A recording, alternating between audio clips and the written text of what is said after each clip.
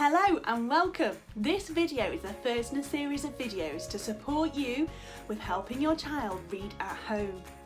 So, as this is our first video, we're going to start off with our first colour band, and that's Lilac.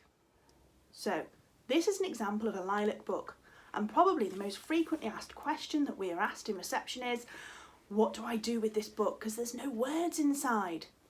So we're going to talk about that now. Lilac books are a great way to start our reading journey because many don't have words inside. It doesn't distract from the pictures. So the first thing we do is we look at that book.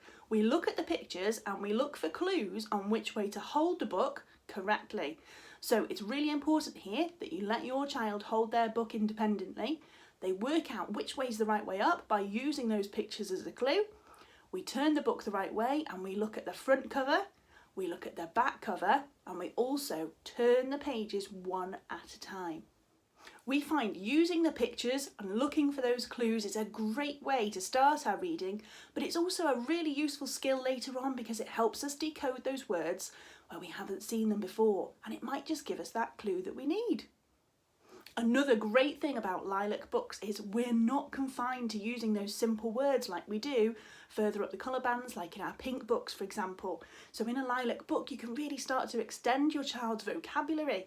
Things like in Goldilocks and the Three Bears, you can use the word Goldilocks, bears, three. They're all quite complicated to start off with. We probably wouldn't use them in one of the children's books that they read themselves because they are quite complicated. So again, you can expand on their vocabulary, large, small, medium-sized, words like porridge. That's what's brilliant. So you can really have a good talk with your little one at home about what's happening in the story. The next thing we can do with Lilac books is predict what's going to be happening next. So you can use those pictures and think, oh, so what could happen without turning the page? And it's really important here that we model to the children that we can also get it wrong. The children are always a little bit afraid to make mistakes. They want to make sure that they get it right. So modelling that we can get it wrong ourselves as adults is such an important skill to teach them, and it really helps them grow into resilient readers. Another great thing to share with your little one is the blurb on the back cover. So you'd have a look here and have a little read about what it says is going to happen in the story.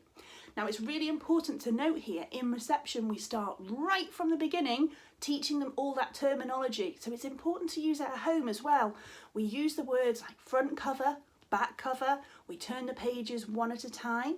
We look for the title on the front cover as well. We look at the characters, we look at the setting, we look at the blurb. All of that terminology is so important your little one becomes familiar with it really quickly. Another great thing to do with Lilac books is to make up your own story as you go along. So encourage your child to do that by looking at the pictures, and it can change each time depending on what they're focusing on. They can't get it wrong. It's a super confidence builder, and it also helps their creativity to make them really creative writers later on. Another great thing to do with these books is as you're going through looking at the pictures, you can ask your child to make up their own dialogue. So you can say to them, oh, what do you think Daddy Bear would say when he walks in and he sees Baby Bear's chair broken? It's a great way again to extend that vocabulary and build that creativity into our reading. Something we always do when we finish our reading is we talk about what we've enjoyed about the story, but also what we might not have liked as well. It's so important to build up your little one's opinions on things that they enjoy in stories and things that they don't. And it's a really useful tool as well to know what they might enjoy the most next. I really hope you found this video useful, and it's going to help you with supporting your child with reading at home. Now the next video is going to be all about pink books, where we're going to start looking at the text. So if you found it useful, please don't forget to like and also subscribe to our Hull Church of England Primary School YouTube channel, and you'll get an alert as soon as our next video is uploaded. Thank you so much for watching. Bye bye!